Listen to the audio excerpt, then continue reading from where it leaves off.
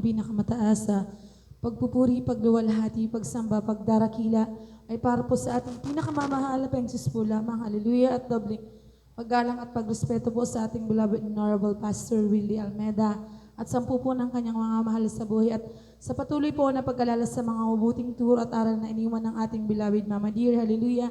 Binabati ko rin po ng isang mapagpalang gabi po ang ating pong mga beloved preachers, ating mga beloved workers.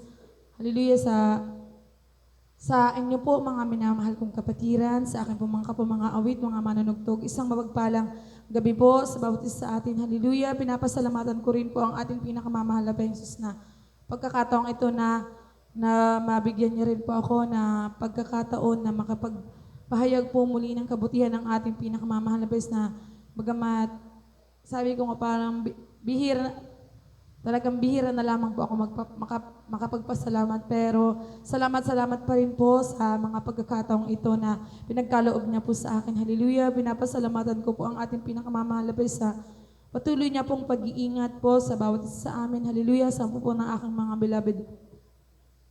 beloved labuan, sa aking po mga beloved anak, na patuloy ko po yung pinapagpasalamat sa ating pinakamamahal na bagamat talagang lumalaki na po sila na andyan po yung sobrang pasaway, sobra po yung kakulitan, hallelujah. Pero pinapasalamatan ko po yun sa ating pinakmamalabas, andin pa rin po yung kalusugan na magandang kalusugan sa kanilang pangangatawan. Kahit pinapasalamatan ko po yun ng labis-labis sa ating pinakmamalabas dahil maalala ko po talaga mga minamahal hanggang sa ngayon mga minamahal talagang sabi ko nga po talagang siguro dito po sa atin talagang parang ewan ko pong pinag-iinitan na po ako dyan sa Barangay Health Center kasi talagang kapag mga minamahal talagang ako rin po yung talagang hindi pa ako nagpapabakuna po ng aking mga beloved anak sa habagan lamang po ng ating pinakamamahalabas na bagamat ando na talagang grabing ginagawa yung kaaway na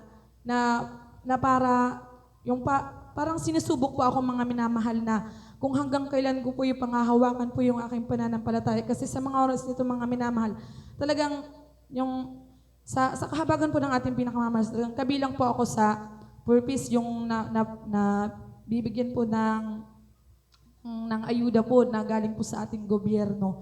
Pero sa ngayon talaga mga minamahal na grabe po yung pagsubok po talaga sa akin na sa ngayon talagang twice na po ako mga minamahal na hindi na po ako nakatanggap ng cash grants.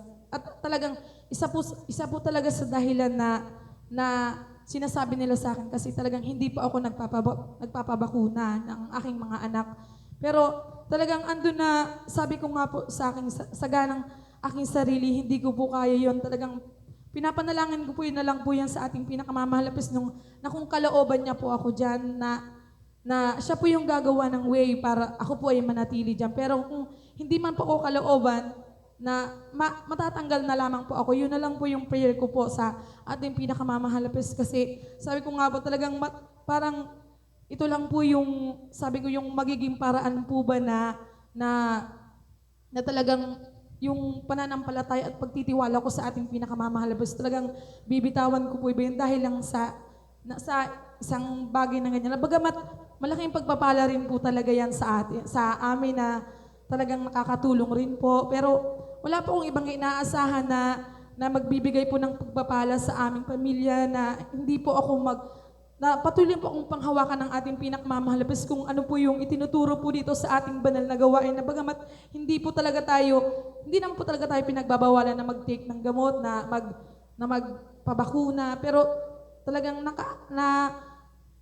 depende po sa ating pananampalataya. Kaya pinapasalamatan ko po yun ng lubos sa ating pinakamamahalabas na patuloy niya po akong pinanghahawakan na andun talaga yung panalangin ko na patuloy niya po akong panghawakan na patuloy po na maniwala at manampalataya po sa ating pinakamamahalabas. Kaya pinapasalamatan ko po yun ng lubos sa ating pinakamamahalabas kasi andyan talaga yung nakikita ko na kahit hindi ko po sila pinabakunahan ng mga baby pa sila na bagamat ang alam ko po ata niyan talagang first month hanggang mag-isang taon po yung bata, talagang andun yung binibigay nila ng immunizations para sa mga bata. Pero sa kahabagan lamang po ng ating pinakamamahal na na andun yung yung kalakasan na pinagkakaloob ng ating pinakamamahal na Diyos sa kanila. Hallelujah na pagamat minsan po nagkakaroon din po ng sakit pero yung ubot sipon lamang po at talagang wala po akong ibang inaasahan na magpapagaling sa kanila yung ating pinakamamahal na Jesus na pagamat hindi po nag-take ng gamot, glory to God lamang po kayo. Pinapasalamatan ko po yun ang lubos sa ating pinakamamahal na Jesus at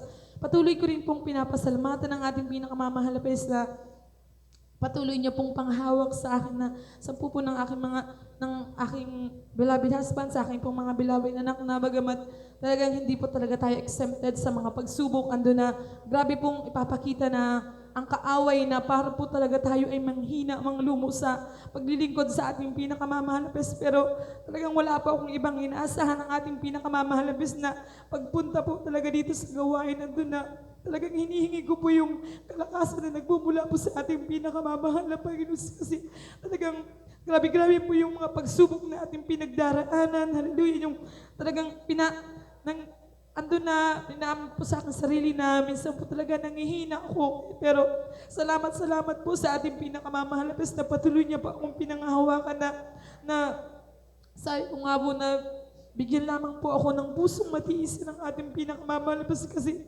kung sa ganang akin, hindi ko po kaya, hindi ko po matitiis yung lahat ng mga bagay na akin po pinagdaraanan. Pero salamat po sa ating pinakamamahal na Diyos na patuloy niya pong binibigyan ng kalakasan na nagagamit niya po ako sa kanyang banal na ubasan, bagamat hindi man po ako karapat-dapat at aking pong beloved husband, pinapasalamatan ko po sa ating pinakamamahal na Diyos at patuloy niya po akong pinangahawakan hanggang po sa mga oras na ito. Kaya maraming salamat po sa mga pagpapalang material, financial, physical at higit po sa pagpapalang spiritual. Kaya ang lahat po ng kapurihan at kapasalamatan ay para po sa ating pinakamamahal na Jesus po lamang.